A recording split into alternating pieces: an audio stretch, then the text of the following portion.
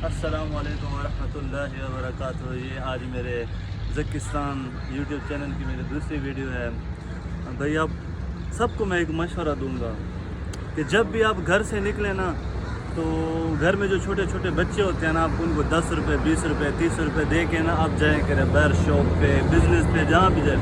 क्योंकि वो बच्चे जो होते हैं वो सारा दिन इसी सोच में बैठे होते हैं कि बाबा घर से जाएंगे, हमें 10-10 20-20 रुपये दे के जाएंगे। तो हाँ, मैं अपने बड़े बड़े बेटे को दे रहा हूँ 20 रुपये। ये तो कैसे शरारती बच्चे भी होते हैं।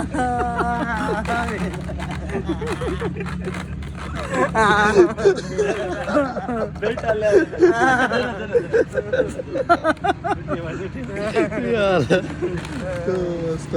यार, बेटा मेरे पापा ATM में पड़ा होता ना, 50 रुपये आपके हो गए 20 रुपये।